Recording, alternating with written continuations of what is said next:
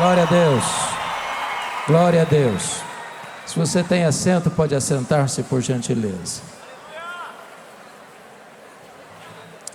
Eu quero tratar com você exatamente sobre este rio de Deus. Eu quero tratar com você nesta tarde sobre avivamento espiritual. E vou ler o texto de Isaías 44, versos 3 a 5. Eu estou convencido de que em tempos de avivamento, Deus levanta jovens para a obra missionária. E o Brasil é um grande celeiro missionário para o mundo. E hoje Deus há de levantar aqui dezenas, quem sabe centenas de jovens para esta grande obra. Isaías 44, 3 a 5, diz assim: porque derramarei água sobre o sedento, torrentes sobre a terra seca. Derramarei o meu espírito sobre a tua posteridade e a minha bênção sobre os teus descendentes. E brotarão como a erva, como o salgueiro junto às correntes das águas. Um dirá: eu sou do Senhor. O outro tomará o nome de Jacó. O outro ainda escreverá na própria mão: eu sou do Senhor. E por sobrenome tomará o nome de Israel. Amém. Eu estava pregando há alguns anos em Salvador e falava naquela ocasião sobre avivamento. Após o culto, uma repórter da cidade veio fazer minha entrevista. E ela olhou nos meus olhos e me fez uma pergunta perturbadora. Ela me perguntou assim: o senhor crê no que prega? Eu disse: é claro que eu creio no que eu prego. E ela, um tanto quanto incrédula, perguntou: mas o senhor crê que ainda hoje Deus possa trazer um avivamento para a igreja e impactar uma igreja, uma cidade, uma nação inteira? Eu disse: eu creio nisso. Ela disse: você pode me dar alguma evidência disso? E eu respondi: posso. E eu citei para ela o que estava acontecendo na Inglaterra no século XVIII. Como resultado do iluminismo, na Inglaterra naquele tempo, as igrejas estavam vazias, a cidade estava tomada pela devassidão, a embriaguez, a jogatina, a prostituição. Em Londres, de cada 6 casas era um prostíbulo. A igreja parecia um vale de ossos secos. Ninguém acreditava naquele tempo que a igreja pudesse ressurgir-se das cinzas e experimentar um avivamento. Mas quando tudo parecia perdido, Deus levantou um grupo de estudantes como vocês, na Universidade de Oxford, e eles começaram a orar por avivamento, e eles começaram a chorar diante de Deus pelos seus pecados, e eles começaram a clamar aos céus por um tempo de restauração. E foi numa reunião de oração, às 3 horas da madrugada, do dia 31 de dezembro de 1739, que naquela reunião de oração, os céus se fenderam, o Espírito Santo caiu sobre eles com grande poder, e aqueles jovens se levantaram no poder do Espírito Santo para pregar. Entre eles estava John Wesley, entre eles estava George Whitefield. As igrejas vazias se encheram de pessoas famintas de Deus. Os templos não couberam as multidões que chegavam, e eles tiveram que ir para as ruas, para as praças, e nas praças as pessoas disputavam um local para ouvir a palavra de Deus. Esse avivamento varreu toda a Inglaterra. Centenas de milhares de pessoas salvas, centenas de jovens se levantando para fazer a obra missionária. E eu quero dizer para vocês nesta tarde que Deus pode fazer o mesmo aqui nesse ginásio, Deus pode fazer o mesmo aqui em São Paulo, Deus pode fazer o mesmo aqui no Brasil. O texto que acabamos de ler fala sobre avivamento, e eu quero destacar 4 verdades nesta tarde. Primeiro, o avivamento é uma promessa de Deus. Segundo, o avivamento é uma necessidade da igreja. Terceiro, O avivamento precisa ser buscado ansiosamente pela igreja. Quarto, o avivamento traz resultados extraordinários para a igreja. Vejamos a primeira lição. O avivamento é uma promessa de Deus. Isso está ancorado no verso 3: porque derramarei água sobre o sedento, torrente sobre a terra seca, derramarei meu espírito sobre a tua posteridade e a minha bênção sobre os teus descendentes. Vocês perceberam aí? Esta promessa é dupla. Primeiro, é uma promessa segura. Quem está prometendo aí eu derramarei não é um homem, não é uma igreja, não é uma denominação religiosa, não é uma instituição para-eclesiástica. Quem está prometendo aí é o Todo-Poderoso Deus. Quando Ele promete, Ele cumpre o que promete.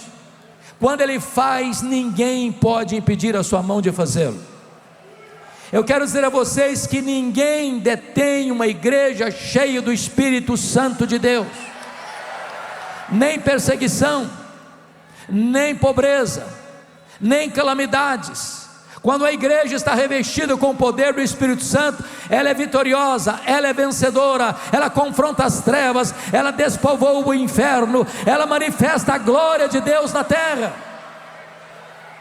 Lá no passado, o Sinédrio tentou intimidar, açoitar e prender os apóstolos, mas quanto mais eles eram perseguidos, mais a igreja crescia.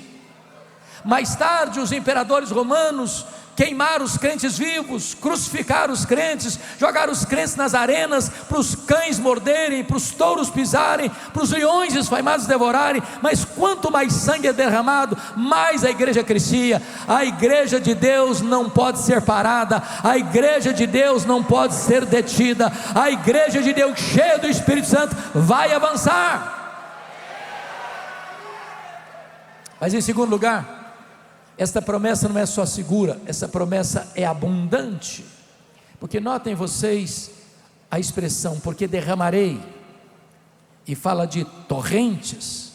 Ambas as palavras, derramar e torrentes, tratam de coisas grandes, abundantes, caudalosas.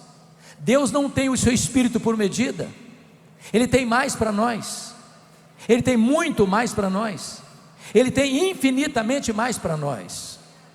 Permita-me dizer isso a você: um dos grandes problemas que nós temos é imaginar que tudo quanto Deus tem e quer fazer na nossa vida é o que nós conhecemos e já experimentamos. Então notem isso. Para mim, a mais ousada oração da Bíblia está em Efésios 3,19. Paulo ora lá para que você e eu sejamos tomados não de Deus, não da plenitude de Deus, mas de toda a plenitude de Deus. Agora pergunte: quem é Deus? Para apenas recordar com vocês os atributos que só Deus os tem, eu diria para você então que Deus é autoexistente, que Deus é infinito, que Deus é imenso, que Deus é eterno, que Deus é onipotente, que Deus é onipresente, que Deus é onisciente, que Deus é transcendente, que Deus é soberano, que Deus é maior do que tudo quanto Ele criou. Mas você então pergunta: então qual é o tamanho daquilo que Ele criou? Nenhum cientista, por mais robusto que seja o seu conhecimento, ou peregrina que seja a sua inteligência, é capaz de afirmar categoricamente qual é o exato tamanho do universo, pois Deus é maior que o universo. Mas o que os cientistas já sabem é que o nosso universo tem mais de 93 bilhões de anos-luz de diâmetro. E o que significa isso? Significa que se você voasse a velocidade da luz, 300 mil quilômetros por segundo, nessa velocidade, você demoraria mais de 93 bilhões de anos para ir de uma extremidade à outra do universo. Preciso concordar com o primeiro-ministro da Holanda, Abraham Kuyper, quando disse: não há um centímetro desse universo onde Jesus, onde Deus não possa dizer: isso aqui é meu, eu criei isso aqui e eu estou aqui. Agora notem, Paulo está orando para que você e eu sejamos tomados de toda a plenitude de Deus, desse Deus que nem os céus dos céus pode conter. E se você pensa que Paulo estava delirando, ele diz no verso seguinte assim, Efésios 3:20: ora, aquele que é poderoso para fazer não mais, não muito mais, mas infinitamente mais do que tudo quanto pedimos ou pensamos, conforme o seu poder que opera em nós, a ele seja a glória na igreja e em Cristo Jesus, agora e pelos séculos eternos. O Senhor Deus tem mais para você, Ele tem a plenitude do Espírito Santo para você, Ele tem um derramamento do Espírito sobre a sua igreja. Permita-me ilustrar isso de uma maneira diferente. Havia uma família muito pobre nos Estados Unidos no século XIX. Essa família tinha 7 filhos pequenos de 14 anos para baixo. Quando o chefe da família morreu, deixando a viúva, pobre, endividada, com 7 filhos para criar e grávida do 8º filho. Quando nasceu o 8º filho, não era o 8º, era o 8º e o 9º, porque eram gêmeos. O 5º filho um dia disse para a mãe assim: mamãe, eu vou sair da roça do interior, vou para a cidade, Deus tem um plano na minha vida. E ele foi para Boston, em Massachusetts. Um dia o seu professor de escola bíblica dominical foi lá onde ele trabalhava, numa sapataria, e o levou a Cristo. Esse adolescente um dia está entrando numa igreja, escuta o pregador dizer: o mundo está para ver o que Deus pode fazer com um homem totalmente entregue nas suas mãos. Ele diz: meu Deus, eu quero ser esse homem. Ele já era um pregador conhecido na América. Ele estava pregando em Chicago, no estado de Illinois, quando 2 senhoras idosas abordaram-no na porta da igreja e disseram: nós estamos orando pelo senhor. Ele perguntou: mas por quê? Para que o Espírito Santo o revista com poder. Um dia ele caminhava em Nova York, pela Wall Street, quando de repente o Espírito Santo veio com poder sobre ele.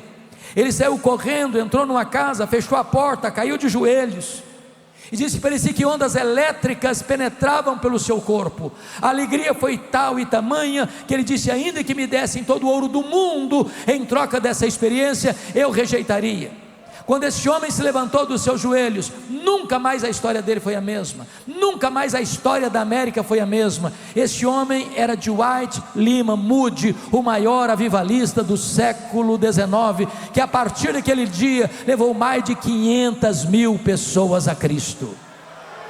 Deus pode fazer o mesmo na sua vida, Deus pode fazer o mesmo aqui nesta tarde. Deus tem para nós torrentes do seu Espírito. Essa promessa é segura, essa promessa é abundante. Mas há uma segunda verdade no texto que eu quero destacar. O avivamento não é só promessa de Deus, o avivamento é também necessidade da igreja. Volte os olhos comigo para o verso 3: porque derramarei água sobre o sedento, torrente sobre a terra seca, derramarei meu espírito sobre a tua posteridade e a minha bênção sobre os teus descendentes. Há muitos símbolos do Espírito Santo na Bíblia, como o hálito, como o vento, como o óleo, como o fogo, como a pomba, como a água. A grande pergunta aqui é: por que o Espírito Santo nesse texto é simbolizado pela água? Certamente para nos ensinar algumas verdades. Primeiro, não há vida sem água. Você pode ter o melhor solo, você pode ter a melhor semente, você pode ter os melhores adubos, você pode ter os melhores insumos. Se não tiver água, a semente morre mirrada no ventre da terra. Você pode ter templos modernos, você pode ter pregadores eruditos, você pode ter músicos de excelência, você pode ter toda a tecnologia contemporânea. Se não tiver a obra do Espírito Santo, não tem vida na igreja. Nós poderíamos reunir todo o nosso conhecimento, toda a nossa tecnologia, toda a nossa metodologia, toda a nossa sofisticação, e nós não produziríamos sequer uma pessoa convertida. Eu preciso concordar com Charles Haddon Spurgeon, quando ele diz o seguinte: é mais fácil eu acreditar que um leão tornar-se-á vegetariano, do que eu acreditar que uma única alma possa ser salva sem a obra do Espírito Santo. Nós precisamos do Espírito Santo de Deus. Não há vida na igreja sem o Espírito Santo de Deus. Ele quem convence de pecado, Ele quem regenera, Ele quem nos batiza no corpo de Cristo, Ele quem nos transforma, Ele quem nos santifica, Ele quem nos dá poder. A igreja precisa do Espírito Santo de Deus. Mas em segundo lugar, a água é necessária para purificar. Eu não sei se você já fez a pergunta que o Dr. Leonard Ravenhill coloca num de seus livros: por que tarda o pleno avivamento? Por que tarda? Nós temos orado por isso, nós temos desejado isso, nós temos feito encontros como este para clamar aos céus por avivamento, por despertamento missionário. Por que as chuvas retardam em vir? Por que Deus já derramou das suas torrentes noutros lugares, noutras épocas? Porque às vezes nós só escutamos os trovões rebombando, mas as chuvas não descem. Só existe uma explicação: entre as chuvas de Deus e a terra seca há um obstáculo, e esse obstáculo chama-se pecado. Enquanto Baal não foi removido, Elias não subiu para o cume do Carmelo pedindo as torrentes de Deus. O que impede o avivamento é o pecado, e o pecado só vai ser encarado, e o pecado só vai ser vencido quando o Espírito Santo que opera em nós nos convencer dele. Quando o Espírito Santo vier, disse Jesus, ele convencerá o mundo do pecado, da justiça e do juízo. Quantas vezes você já viu alguém se quebrantando e chorando por causa dos seus pecados? Quando o Espírito Santo vem, ele quebra o nosso coração. Quando o Espírito Santo vem, ele tira a venda dos nossos olhos. Quando o Espírito Santo vem, ele tira o tampão dos nossos ouvidos. Quando o Espírito Santo vem, a palavra é uma espada que penetra na nossa vida. Quando o Espírito Santo vem, ele nos põe, como já ouvimos aqui hoje, com o rosto no chão, dizendo: ai de mim, Senhor. Nós precisamos de um avivamento que gere convicção de pecado, choro pelo pecado, arrependimento profundo e sincero do pecado. Só assim as torrentes descerão, só assim a chuva restauradora do Espírito Santo cairá sobre a sua igreja. Mas uma terceira verdade que eu quero compartilhar. Primeiro, o avivamento é promessa de Deus. Segundo, o avivamento é necessidade da igreja. Terceiro, o avivamento precisa ser buscado pela igreja. Volte os olhos comigo ao verso 3: porque derramarei água sobre o sedento, torrentes sobre a terra seca, derramarei meu espírito sobre a tua posteridade, e a minha bênção sobre os teus descendentes. Eu chamo a atenção para duas palavras aqui: terra seca e sedento. Eu tenho pregado já há 15 anos na abertura da maior conferência evangélica do Brasil, chamada Consciência Cristã, em Campina Grande, na Paraíba. Sempre pregando na abertura. E é o período do carnaval que isso acontece. Muitas vezes eu já cheguei lá e vi a terra nua, rachada, o gado morrendo de fome e de sede, a terra bramando por chuva. Sabe quando nós vamos experimentar um avivamento? É quando o nosso coração estiver como a terra seca, é quando nós estivermos sedentos. Você sabe que sede é diferente de fome. Quando você está com fome, seu estômago dói, mas se você não se alimenta, a dor vai embora e você jejua 1 dia, 2 dias, 3 dias, 1 semana ou até mais. Mas não é assim com a sede. A sede tortura você, a sede seca você, a sede estiola você, a sede mata você. Sabe quando a igreja vai experimentar um avivamento? Quando a igreja tiver sede de Deus. Não sede das bênçãos de Deus, não sede de prosperidade, não sede de sucesso, não sede de coisas materiais, mas sede de Deus, da presença de Deus. Quando nós ansiarmos Deus mais do que as dádivas de Deus, quando a glória de Deus for o maior anseio da nossa alma, então as torrentes cairão sobre nós. É por isso que nunca houve na história da igreja, nem no relato bíblico, nem nos 20 séculos de cristianismo, nenhum avivamento que não tenha sido precedido por oração, oração, oração. Eu tive o privilégio de visitar a Coreia do Sul. A Coreia do Sul passou por momentos tão difíceis. Primeiramente, por causa da invasão japonesa na China, A Coreia era o corredor, e o imperador japonês determinou que os cristãos da Coreia adorassem o imperador japonês como divindade. E como eles rejeitaram isso, os pastores eram decapitados, os crentes eram amarrados, a cabeça no animal, as pernas no outro animal, e se enxotavam esses animais em direções opostas, para o seu corpo ser arrebentado. Os crentes eram colocados, assentados como alguns de vocês estão, e jogavam nas pernas uma pedra de 500 quilos, para esmagar suas pernas. Os crentes eram torturados com ferpas de bambu nas unhas. Eu visitei o Museu de Mártires lá de Seul, e ali tem mártires, crianças, jovens, mulheres, homens, pastores, líderes.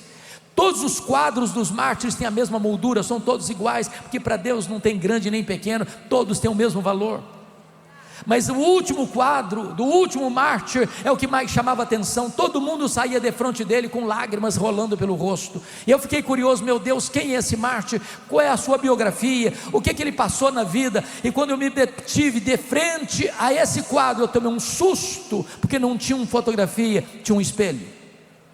Você mirava o seu próprio rosto, e embaixo tinha uma frase: você pode ser o próximo mártir. A igreja coreana experimentou um grande avivamento em 1907, e visitei ali na Coreia igrejas de 6 mil membros, de 12 mil membros, de 18 mil membros, de 30 mil membros, de 55 mil membros, de 82 mil membros, de 120 mil membros. E quando nós perguntamos como chegou esse avivamento aqui, qual foi a causa principal do derramamento do Espírito, e todos eles responderam: oração, oração, oração, oração. Nenhuma igreja evangélica na Coreia é organizada sem ter uma reunião diária de oração de madrugada, diária. Eu fui visitar uma das igrejas, dessas igrejas, que tinha 4 reuniões de oração diárias pela manhã, uma das 4 às 5, outra das 5 às 6, outra das 6 às 7, outra das 7 às 8, nós fomos na segunda, de 5 às 6, está fazendo muito frio. Quando nós chegamos no templo, vi gente correndo com a Bíblia na mão. Quando nós chegamos no estacionamento, as pessoas coordenando o estacionamento de carros, com lanternas, com apitos. Quando nós entramos no templo, o templo estava lotado, numa reunião de oração de madrugada. Eu contei mais de 80 pessoas assentadas no carpete do púlpito, porque não tinha mais lugar para sentar. Quando esses irmãos começaram a orar, meus irmãos, a sensação que eu tinha é que os céus haviam se fendido e Deus havia descido naquele lugar com grande poder. Nunca houve e jamais haverá um avivamento que não tenha sido precedido por oração, sede de Deus. Eu fui visitar um outro avivamento na África do Sul, em Quaçazabanto, onde aconteceu um avivamento poderoso em 1966. Ali eu vi um templo construído numa fazenda para 15 mil pessoas. 15 mil pessoas com 3 cultos por dia. Caravanas do mundo inteiro indo para lá ver o que estava acontecendo. Ali cegos viram, ali tetraplégicos andaram, ali mortos ressuscitaram. Aí você vai perguntar: mas como começou? Começou quando eles pararam para entender que eles precisavam de poder para enfrentar a feitiçaria, para enfrentar a incredulidade. E eles pararam todas as suas atividades e começaram a buscar a Deus, a chorar diante de Deus. Nos últimos 3 meses, eles se reuniam 3 vezes por dia. Eles não conseguiam nem sequer orar, eles só conseguiam chorar diante de Deus. Depois de 3 meses de lágrimas, o Espírito Santo foi derramado. Os feiticeiros saíam correndo, chorando, na casa de cada um missionário. Tinha 5, 6, 10, 15, 20 pessoas com pressa para acertar a vida com Deus. Se nós quisermos ver as torrentes de Deus descer sobre nós, para um grande despertamento missionário, nós precisamos ser movidos para buscar a face de Deus em oração. Nós precisamos ter sede de Deus. Mas me permita dizer algo extraordinário aqui com vocês. Leia a história dos avivamentos, e vocês verão que a maioria dos grandes avivamentos começaram com jovens. Com jovens. Com jovens. Às vezes a gente pensa que Deus precisa de um grande líder, às vezes a gente pensa que Deus precisa de uma pessoa renomada, Às vezes acha que Deus precisa usar uma pessoa muito culta. Deus está procurando um coração que seja totalmente dele. Deus pode levantar você para começar uma grande obra na nação brasileira. Deus pode levantar aqui missionários que vão impactar o mundo. Veja o avivamento inglês de 1739, jovens estudantes. Veja o maior avivamento do século XX no país de Gales. Evan Roberts era um adolescente. Veja São Paulo, num ginásio com milhares de jovens. Isso é a graça de Deus. Isso é um som do céu. Isso é um brado de esperança à igreja brasileira. Isso é um sinal de que Deus vai enviar jovens brasileiros para as nações da terra. Mas eu quero concluir com o último ponto. Primeiro, o avivamento é promessa de Deus. Segundo, o avivamento é necessidade da igreja. Terceiro, o avivamento precisa ser buscado pela igreja. Quarto, o avivamento traz resultados extraordinários para a igreja. E o primeiro resultado está no versículo de número 4, que é o crescimento numérico exponencial. E os teus descendentes brotarão como erva, como salgueiro junto às correntes das águas. Meus amados, entendamos isso. Em tempos de avivamento, Deus pode fazer mais num dia que nós conseguimos fazer em anos de trabalho na força do braço. Sabe por quê? Os pregadores que me antecederam, os cantores que já vieram aqui, nós só podemos falar aos ouvidos. Só o Espírito Santo pode falar ao coração. Se o Espírito Santo não falar, o homem fala em vão. Se o Espírito Santo não tocar, não há nenhum efeito que eu possa produzir que alcance o seu coração. Mas quando o Espírito Santo sopra, ele é poderoso, e ele sopra no campo de futebol, ele sopra no bar da esquina, ele sopra lá no antro do pecado, ele sopra lá dentro de um hospital, ele sopra numa CTI de hospital, ele sopra lá dentro da sua casa. E quando ele sopra, a voz dele é poderosa e irresistível. Eu estava um dia em Vitória, onde eu era pastor, e sou pastor até hoje, uma segunda-feira no meu gabinete pastoral, e chega um senhor e bate a porta, e disse: eu posso falar com você? Eu falei: claro que pode. Ele me disse assim: eu estive ontem à noite aqui no culto. Eu falei: que bom, o senhor é bem-vindo aqui. Ele me respondeu: mas eu não vim participar do culto não. Eu perguntei: o senhor veio fazer o que então? Ele me disse: eu era um traficante, eu vim roubar um carro. Carros ficavam estacionados em frente ao templo, na rua. E eu disse: e o que aconteceu? Ele me disse: enquanto eu estava olhando que carro seria mais fácil levar, eu escutei uma música que brotou de dentro do templo, e eu fui atraído irresistivelmente pela música. Do jeito que eu estava com meu revólver 38 da cintura, eu entrei na igreja. E quando eu entrei, a palavra de Deus, como uma espada, penetrou o meu coração. Eu saí daqui ontem chorando, convencido dos meus pecados, mas me alegrando com a salvação da graça de Deus. Eu cheguei em casa chorando, e a minha mulher me perguntou: o que aconteceu com você, Ricardo? Alguém te machucou?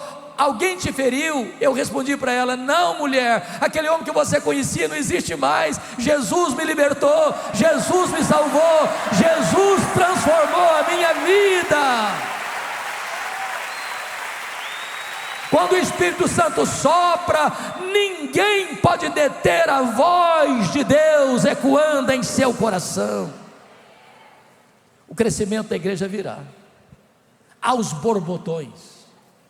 Pense comigo, São Paulo, 20 milhões de pessoas na grande São Paulo. Já imaginou quanta gente Deus tem para salvar aqui? Você já imaginou se o Espírito Santo soprar? lá no campo do Corinthians, lá no campo do Palmeiras, lá no campo do São Paulo, se o Espírito Santo soprar, e os bairros mais populosos, e os bares das esquinas, e os restaurantes, e os grandes cerimoniais vão ser tomados e varridos pelo vento do Espírito, e as multidões vão de fluir com fome e com sede de Deus. Mas o segundo resultado de um avivamento não é só crescimento numérico, mas também testemunho verbal dos crentes. Olha o verso 5: um dirá, eu sou do Senhor, o outro se chamará do nome de Jacó. Deixa eu lhes dar um dado muito triste. O Instituto Moody fez uma pesquisa e descobriu que 95% dos crentes nunca levaram uma pessoa a Cristo. Em tempos de avivamento isso não acontece.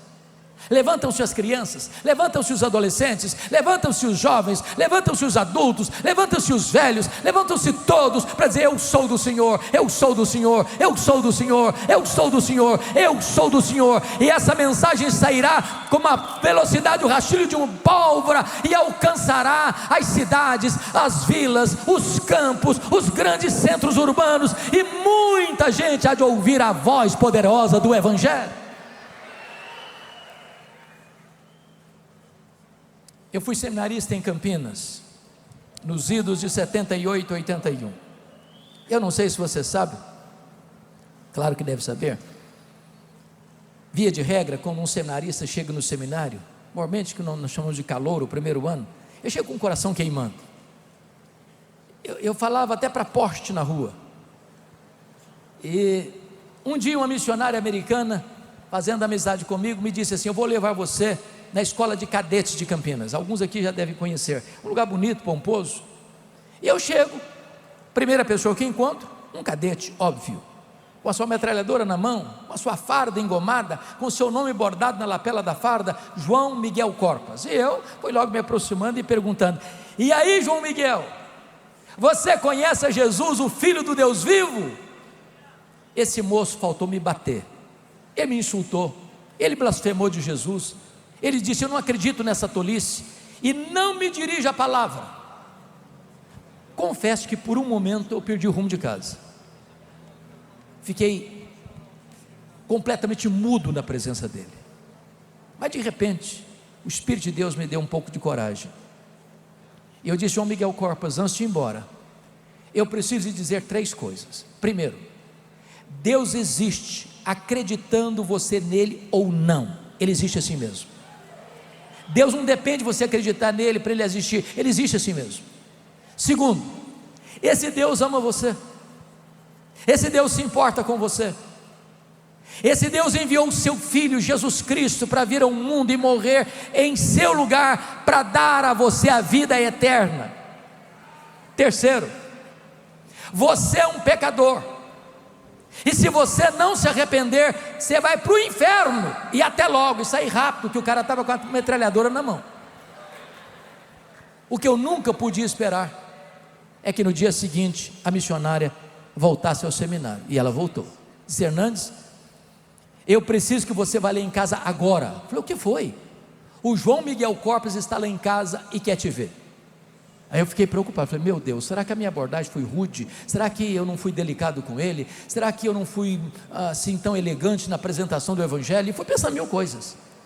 Quando eu chego naquela casa, o João Miguel Corpas estava sentado na sala, numa poltrona. Quando ele me viu entrar, ele se levantou, correu na minha direção, quase que me tira do chão, me balançou e disse, por favor, me fale do seu Deus, me fale do seu Jesus. Aquele cadete estava de joelhos, em lágrimas, se rendendo aos pés do Salvador. Era próximo ao mês de julho, das férias. Quando eu voltei das férias, ele me ligou e disse, eu já levei 3 colegas da escola de cadetes a Jesus. Depois que eu saí do seminário, eu perdi o contato com ele. Agora, mais recentemente, pregando num congresso da CEPAL, em Águas de Lindóia, alguém se aproxima de mim e pergunta assim, você tem notícias do João Miguel Corpas? Eu disse, não. Eu pedi o contato com ele, gostaria tanto de ter notícias dele. Ele respondeu, eu sou amigo pessoal dele. João Miguel Corpas está concorrendo ao generalato, vai ser general. João Miguel Corpas é pastor evangélico. Ele é pastor da Assembleia de Deus.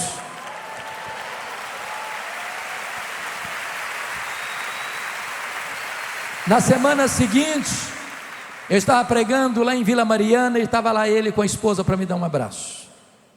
Meses depois eu estava lá na casa dele em Santos, jantando com a sua família, e ele me contando as maravilhas que Deus tinha feito na sua história. Sabe o que me veio à mente? Abra a tua boca e eu a encherei. Não é o seu conhecimento, não é a sua metodologia, não são as suas estratégias humanas, é o poder da palavra de Deus.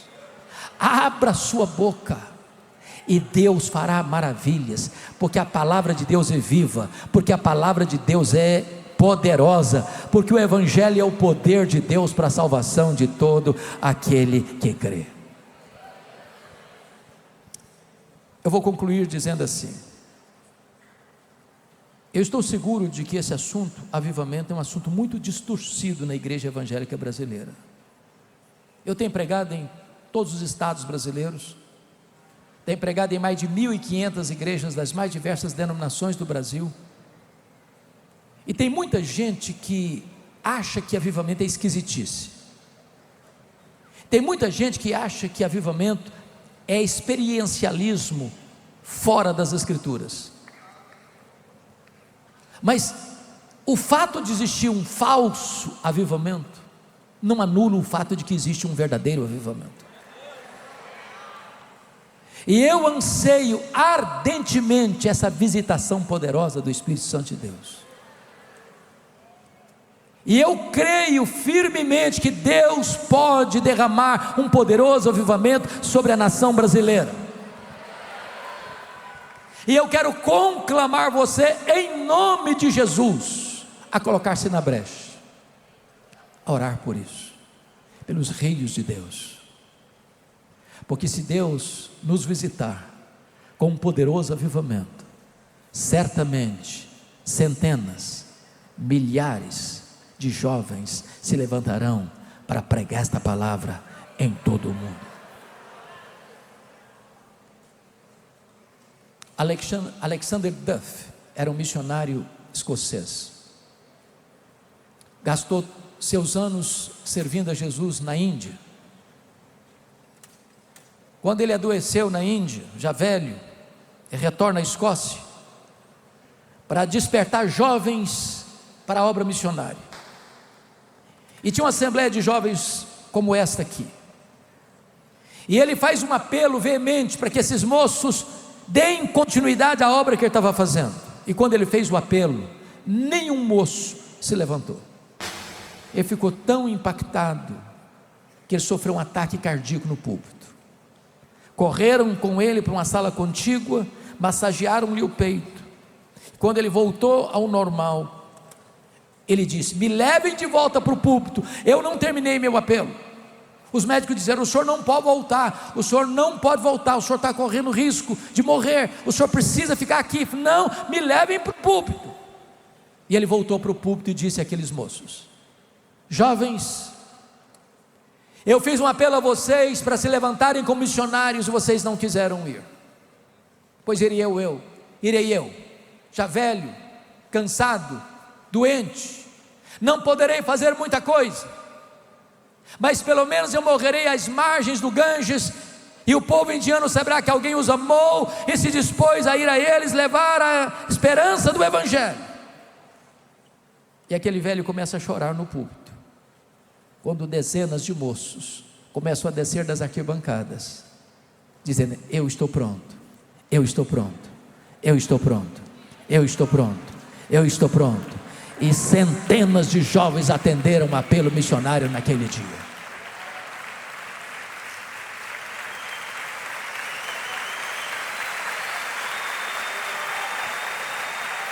Eu sou muito grato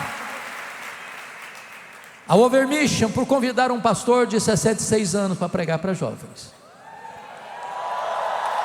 Sou muito grato, porque nós estamos agora numa corrida de revezamento, e nós queremos passar esse bastão para vocês. Levantem-se, Levantem-se, levantem-se e sejam usados nas mãos de Deus e para a glória de Deus. Aleluia, amém.